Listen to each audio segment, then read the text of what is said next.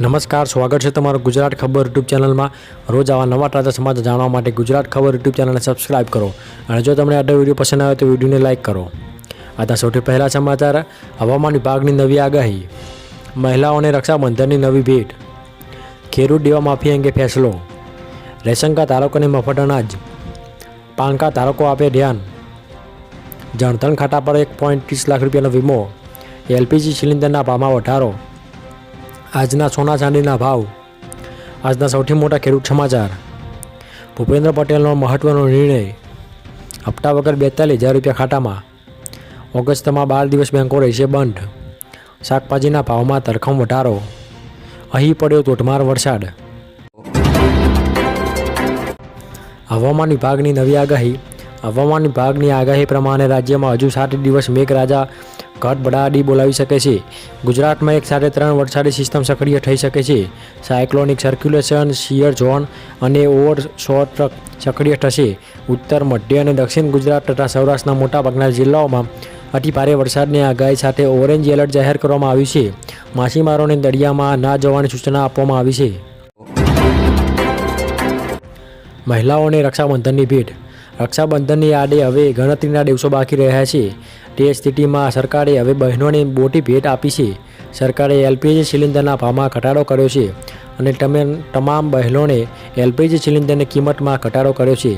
આવો તમને જણાવી દઈએ કે સરકાર સિલિન્ડરના ભાવમાં કેટલો ફેરફાર કર્યો છે અને બહેનો માટે સિલિન્ડર કેટલા સસ્તા થયા। વાસ્તવમાં ઓગસ્ટ મહિનાની શરૂઆત પહેલાં જ મધ્યપ્રદેશ સરકારે તેની પ્રિય બહેનોની એક મોટી ભેટ આપી છે। લાડલી બ્રાહ્મણ યોજનાની મહિલા બ્રાહ્મણ લાભાર્થીઓને હવે 450 રૂપિયામાં ગેસ સિલિન્ડર મળશે। મંગળવારે મુખ્યમંત્રી મોહન યાદવની અધ્યક્ષતામાં કેબિનેટની બેઠકમાં આ નિર્ણયને મંજૂરી આપવામાં આવી છે। તમને જણાવી દઈએ કે હાલમાં મધ્યપ્રદેશમાં એક ગેસ સિલિન્ડરની કિંમત 848 રૂપિયા બોલાય છે।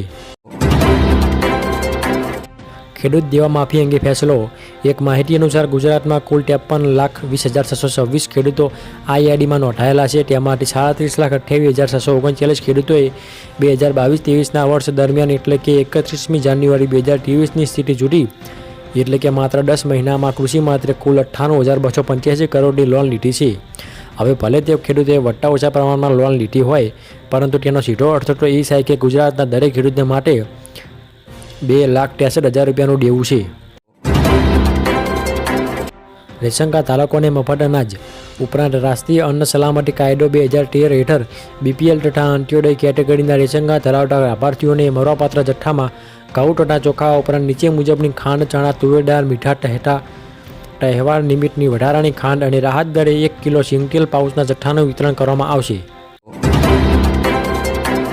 પાન કાર્ડ ધારકો આપે ધ્યાન, જે લોકોને પાન કાર્ડને આધાર કાર્ડ સાથે લિંક કરવાનું બાકી હોય તે વહેલી તકે પાન કાર્ડને આધાર કાર્ડ સાથે લિંક કરી શકે છે। જ્યારે કેન્દ્ર સરકારના જણાવ્યા અનુસાર દેશમાં 70 કરોડ પાન કાર્ડ ધારકો છે, જેમાંથી 10 કરોડ લોકોએ પાન કાર્ડ સાથે આધાર કાર્ડને લિંક કર્યું નથી।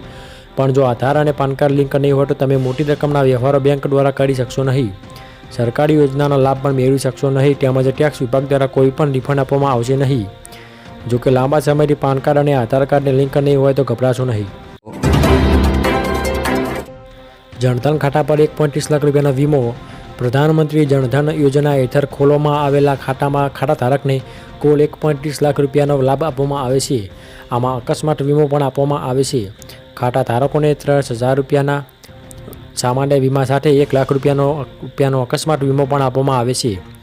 આવી સ્થિતિમાં જો ખાતાધારકને અકસ્માત થાય તો તેને 30,000 રૂપિયા આપવામાં આવે છે। જો અકસ્માતમાં ખાતાધારકનું મૃત્યુ થાય તો 1 લાખ રૂપિયાનું આપવામાં આવે છે, એટલે કે કુલ 1.30 લાખ રૂપિયાનો વીમાનો લાભ મળે છે। એલપીજી સિલિન્ડરના ભાવમાં વધારો, એલપીજી સિલિન્ડરની ભાવમાં આજે એટલે કે ઓગસ્ટ મહિનાના પ્રથમ દિવસે વધારો થયો છે। ઓઇલ કંપનીઓએ 19 કિલોના કોમર્શિયલ એલપીજી સિલિન્ડરના ભાવમાં વધારો કર્યો છે।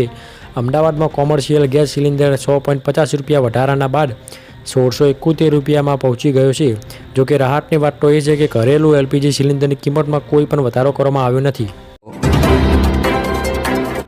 સોના ચાંદીના ભાવ, આજે 22 કેરેટ 10 ગ્રામ સોનાના ભાવમાં 800 રૂપિયાનો વધારો થયો, તે સાથે નવો ભાવ 64,000 રૂપિયા 50 રૂપિયા થયો। જ્યારે ગઈકાલે તેમનો ભાવ 63,250 રૂપિયા હતો, ત્યારે 24 કેરેટ 10 ગ્રામ સોનાના ભાવમાં 870 રૂપિયાનો વધારો થયો છે। તે સાથે નવો ભાવ 69,870 રૂપિયા થયો, જ્યારે ગઈકાલે તેમનો ભાવ 69,000 રૂપિયા હતો. તેમજ આજે સોના ચાંદીના ભાવમાં 2,000 રૂપિયાનો વધારો થયો છે. તે સાથે સોના અને ચાંદીમાં 86,500 રૂપિયા થયો છે. આજના સૌથી મોટા ખેડૂતો માટેના સમાચાર. આજે રાજકોટ માર્કેટ યાર્ડમાં મગફળીના 1500 ક્વિન્ટલથી વધુ આવક થઈ. આજે જાડી મગફળીના 800 ક્વિન્ટલ આવક થઈ અને જાડી મગફળીના ખેડૂતોને 1140થી 1213 રૂપિયાનો ભાવ મળ્યો હતો. જ્યારે ઝીણી મગફળીની 1000 ક્વિન્ટલ આવક થઈ હતી. એક મણનો મગફળીના 1160 રૂપિયાથી 1310 રૂપિયાનો મળ્યો હતો. રાજકોટ માર્કેટ યાર્ડમાં આજે 2200 ક્વિન્ટલ ટુકડા ઘઉંની અને 350 ક્વિન્ટલ લોકવન ઘઉંની આવક થઈ હતી. ટુકડા ઘઉંનો ભાવ 482 રૂપિયાથી લઈને 620 રૂપિયા બોલાયો અને લોકવન ઘઉંનો ભાવ 488 રૂપિયાથી 530 રૂપિયા સુધીનો એક મણના મળ્યા હતા. ભૂપેન્દ્ર પટેલનો મહત્વનો નિર્ણય. એક તરફ ગુજરાતની ભૂપેન્દ્ર પટેલ સરકાર રાજ્યની વિકાસ માટે કામ કરી રહી છે, તો બીજી તરફ રાજ્યની મહત્વની સમસ્યાઓનું પણ નિરાકરણ કરવામાં આવી ગયું છે. ભૂપેન્દ્ર પટેલ સરકાર ગુજરાતમાં ભૂગર્ભ જળ સ્તરને વધારવા માટે સુજલામ સુફલામ જલ અભિયાન ચલાવી રહી છે. આ અભિયાન દ્વારા દર વર્ષે ખાસ મિશન મોડ કરવામાં આવશે. આ મિશનને વધુ વેગ આપવા માટે રાજ્યના ભૂગર્ભ જળ સ્તરને વધારવા માટે રાજ્ય સરકાર દ્વારા બિનઉપયોગી ખાનગી ટ્યુબવેલનો રિચાર્જ કરવામાં આવશે. હપ્તા વગર 42,000 રૂપિયા ખાતામાં. જો ખેડૂતોને આ બે યોજનાનો જેમ કે પીએમ કિસાન યોજના અને પીએમ માનધન યોજનામાં રજિસ્ટ્રેશન કરાવેલું હશે તો તેવા ખેડૂતોના ખાતામાં દર વર્ષે અને હપ્તા વગર 42,000 રૂપિયા ઘરે બેઠા આવશે. સરકાર પીએમ કિસાન યોજના અંતર્ગત દર વર્ષે 100,000 રૂપિયા ખેડૂતોના ખાતામાં નાખે છે અને આ 100,000 રૂપિયાની સહાય દર મહિના 4 મહિનાના અંતરાલ સાથે 2,000 રૂપિયાના 3 હપ્તામાં આપવામાં આવે છે. ત્યારે કિસાન યોજનાના લાભાર્થી જો પીએમ માનધન યોજનામાં ફોર્મ ભરે છે તો તેમને 60 વર્ષની ઉંમર પછી દર વર્ષે 36,000 રૂપિયા મળશે. આ બંને યોજના થઈને ખેડૂતોને ઘરે બેઠા 42,000 રૂપિયાની સહાય આપવામાં આવશે. ઓગસ્ટમાં 12 દિવસ બેંકો રહેશે બંધ. જુલાઈ મહિનો પૂરો થયો છે અને આજની ઓગસ્ટ મહિનો શરૂ થવા જઈ રહ્યો છે. દર મહિનાની જેમ ઓગસ્ટ 2024ની શરૂઆત માટે ઘણા મોટા નાણાકીય વ્યવહારો જોવા મળી રહ્યા છે. જ્યારે રક્ષાબંધન, જન્માષ્ટમી જેવા તહેવારોને કારણે બેંકોમાં પણ બમ્પર રજાઓ આવવાની છે. ઓગસ્ટમાં 13 બેંકો રજાઓ છે. આવી સ્થિતિમાં જો તમારી પાસે બેંક સાથે સંબંધિત કોઈ પણ મહત્વપૂર્ણ કામ છે તો તેને શક્ય તેટલી વહેલી તકે પતાવવું ફાયદાકારક રહેશે. શાકભાજીના ભાવમાં ધરખમ ઘટાડો. રાજ્યમાં વરસાદી માહોલ છે ત્યારે શાકભાજીના આવક પણ વધી ગઈ છે.